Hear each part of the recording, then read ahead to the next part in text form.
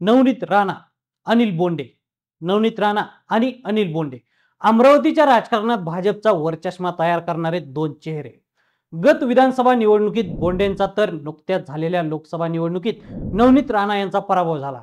मात्र या दोन्ही पराभवांमधून सावरत या नेत्यांनी काँग्रेस, शिवसेना, उद्धव बाळासाहेब ठाकरे आणि बच्चू कडू या नेत्यांसोबत संघर्ष केला.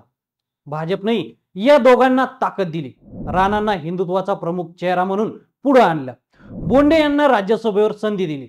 आता याचं फळही भाजपला चाखायला मिळतंय. बच्चू कडू, यशोमती ठाकूर, बबलू देशमुख अशा दिग्गजांचा पराभव करत या नेत्यांनी अमरावतीत भाजपचे 5 तर महायुतीचे 7 आमदार निवडून आणले आहेत. यानंतर आता या नेत्यांनाही याचं फळ देण्याची तयारी भाजपच्या वरिष्ठ वर्तुळात सुरू आहे. नेमकं कसं असणार आहे हे फळ आणि याचे अमरावतीच्या राजकारणावर काय परिणाम होऊ शकतात पाहूयात सविस्तर व्हिडिओमध्ये. राज्यातील फडणवीस सरकार आता स्थिर स्थावर झालंय. विधिमंडळात विश्वासदर्शक ठराव संमत झालाय. त्यानंतर आता मंत्रिमंडळाच्या विस्तारासाठीच्या हालचाली अंतिम टप्प्यात आलेल्या आहेत. अशातच आता राज्यसभेतील अनिल बोंडे यांना राज्यात मंत्री म्हणून आणण्याच्या हालचाली सुरू झाल्या आहेत. तर त्यांच्या जागेवर नवनीत राणा यांना पाठवण्यात येणार असल्याची विश्वसनीय माहिती मिळते. नवनीत राणा यांचा मे महिन्यात झालेल्या लोकसभा निवडणुकीत अमरावती मतदारसंघातून पराभव झाला. पण पराभवानंतरही संसदेत जाण्यासाठी राणा इच्छुक असून त्या यासाठी भाजप श्रेष्ठींच्या संपर्कात आहेत. त्यांची ही मागणी पूर्ण होण्याची लक्षणे दिसत आहेत. तर अनिल बोंडे हे 2014 ते 2019 या काळातील फडणवीस सरकारच्या अखेरच्या टप्प्यात कृषी मंत्री होते. भाजपचे आक्रमक नेते म्हणूनही ते ओळखले जातात.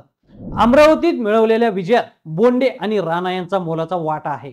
त्यामुळे अमरावती जिल्ह्याला बोंडेंच्या रूपाने मंत्रिमंडळात महत्त्वाचं स्थान देण्याचं भाजप श्रेष्ठीने ठरवल्याचं कळतंय. बोंडे हे 5 जुलै 2022 रोजी राज्यसभेवर निवडून गेले. त्यांच्या राज्यसभा सदस्यत्वाची मुदत 4 जुलै 2028 पर्यंत आहे.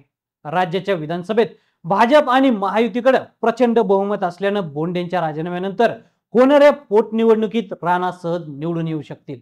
तर बोंडेंच्या रिक्त झालेल्या जागेवर त्या निवडून आल्यास त्यांना किमान 3.5 वर्ष खासदारकी लाभेल.